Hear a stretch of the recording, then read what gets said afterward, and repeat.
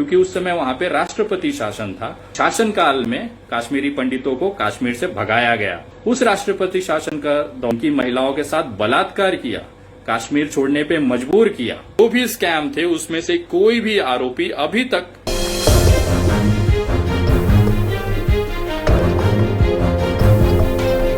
कर सकते हैं या अपने नेताओं से पूछ सकते हैं अगर गलत है तो। दूसरा, उस समय जो गृह मंत्री थे वो थे मुफ्ती मोहम्मद सईद जी। जो गृह मंत्री थे वो थे मुफ्ती मोहम्मद सईद जी। और जिस जम्मू कश्मीर में पलायन कराया गया उस समय वहां के जो राज्यपाल थे, क्योंकि उस समय वहां पे राष्ट्रपति शासन था, उस राष्ट्रपति शासन का दौरान में वहां के जो राज्यपाल थे वो भारतीय जनता पार्टी के नेता तुर्रम खान। देखिएगा, आप यूट्यूब करिए, गूगल करिए, जो करना है। ये जानकारी गलत मिली, तुरंत एफआईआर कराया मेरे ऊपर।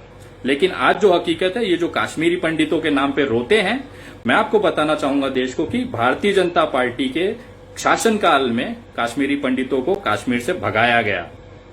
और सबसे बड़ी बात, जिस व्यक्ति जो होम मिनिस्टर वहां पे थे, वीपी सिंह जी प्रधानमंत्री थे, उनके कार्यकाल में ये हुआ। और इन्हीं मुफ्ती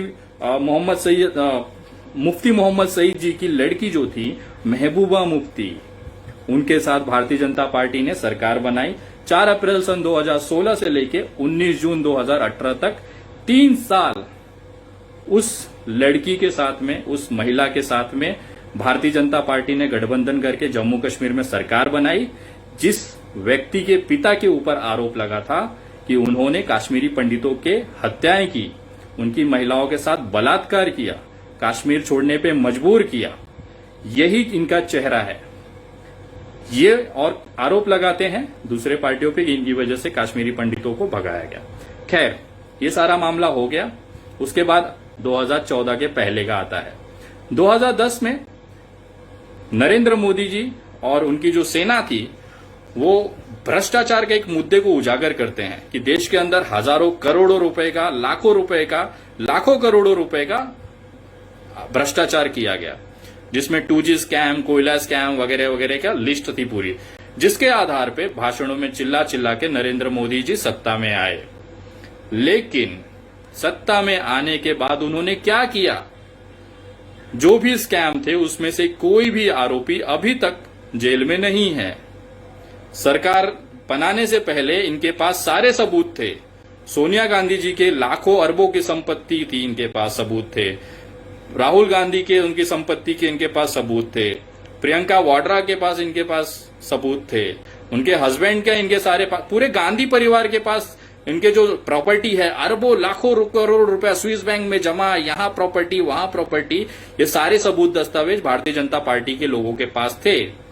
लेकिन आज लगभग 7 साल होने आया, आज तक एक भी कार्रवाई इनके ऊपर नहीं हुई, क्योंकि वो चीजें थी ही नहीं। आज मैं आपको जो वीडियो दिखाने जा रहा हूं उसमें इनकी हकीकत पता चलेगी।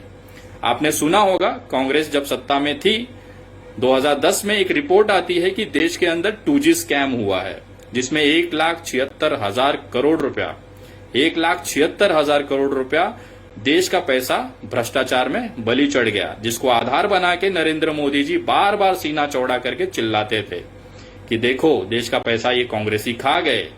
और फिर क्या होता है? सत्ता में आते हैं, नरेंद्र मोदी जी प्रधानमंत्री शपथ लेते हैं, पद की शपथ लेते हैं। उसके बाद कोर्ट में मामला चलता है, जांच एजेंसी इनके पास, सारी प्रशासन सुविधाएं नरेंद्र मोदी जी के हाथ में। उसके बावजूद क्या होता है, देखिएगा जरा। ये हुआ है उस केस में। नीलामी के ही कंपनियों को 2G स्पेक्ट्रम के लाइसेंस का आवंटन कर दिया गया और इससे देश को 1,76,000 करोड़ का नुकसान उठाना पड़ा। काफी हंगामे के बाद 2G लाइसेंस मामले की जांच सीबीआई को सौंपी गई। ए राजा, कनिमोझी और शाहिद बलवा समेत कई आरोपी जेल गए। 2012 में सुप्रीम कोर्ट ने 2G के 122 लाइसेंस रद्द कर दिए, लेकिन 7 साल बाद दिल्ली के स्पेशल सीबीआई कोर्ट के फैसले ने सबको चौंका दिया। 2G मामले के सभी आरोपी बरी कर दिए गए। सरकारी पक्ष आरोपियों पर आरोप साबित करने में नाकाम रहा। दिल्ली के पटियाला हाउस में विशेष अदालत में ए राजा, कनिमोझी के अलावा शाहिद बलवा, करीम मोरानी समेत सारे आरोपी मौजूद थे। The entire case is cooked up. The entire case is having no basis. Because we're all happy. I mean, it's been a very difficult experience, and it was an emotional loss.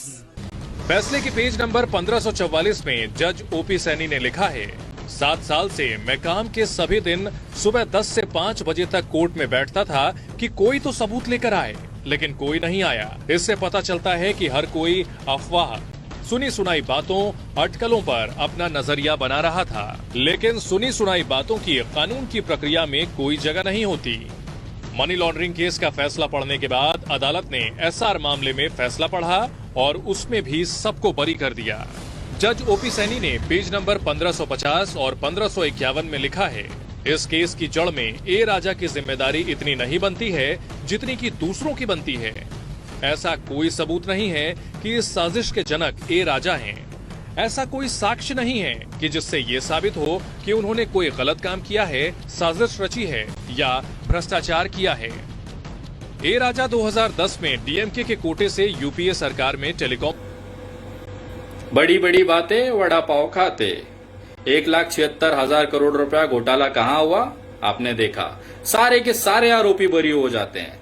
सबसे बड़ी बात, इनकी जो जांच एजेंसियां हैं, इनकी सत्ता में रहते हुए इन भ्रष्टाचारियों के खिलाफ कोई भी सबूत जमा नहीं कर पाए। अरे करेंगे कैसे, जब हुआ होगा तो करेंगे ना। वैसे ही ये कहते हैं देश को बर्बाद कर दिया कांग्रेसियों ने, लाखों अरबों रुपए का भ्रष्टाचार किया, लेकिन आज तक किसी भी कांग्रेसी के ऊपर, इनका किसी भी नेता के ऊपर कोई भी कार्रवाई नहीं हुई। आखिर इनके पास इतने ही सबूत थे तो वो सबूत गए कहां पे? और नरेंद्र मोदी जी कार्रवाई क्यों नहीं कर रहे हैं इनके ऊपर? अगर इतना भ्रष्टाचार हुआ है तो सबसे बड़ी बात, हमारे देश के अंदर 40 शहीद हमारे जवान जो हैं वो शहीद हो जाते हैं पुलवामा घटना के अंदर, जिसके एनआईए जांच होती है। एनआईए जांच के जो प्रमुख हैं अजीत डोभाल जी खुद हैं। 2000 नरेंद्र मोदी जी की सरकार में एनआईए जब जिस आरोपी को पुलवामा के घटना के आरोपी बना के कोर्ट में रखती है, वो आरोपी बरी हो जाता है, उसको जमानत मिल जाती है और कोर्ट ये कहती है कि एनआईए पिछले 1 साल के अंदर कोई भी सबूत जमा नहीं कर पाई है। ये तो हमारे देश की हालत है। और हम विदेशों में विश्व गुरु बनने की बात करते हैं। हम बने हैं। आज से पहले ऐसी चीजें नहीं हुई थी देश के अंदर कि अमेरिका हमारा कॉलर पकड़ के हमारे से दवाई मांगता है कि दे रहा है कि नहीं मैं बताऊं तुझे। और हमारा देश 56 इंच सीना के साथ में, नेतृत्व के साथ में, हम उसके चरणों में गिर जाते हैं।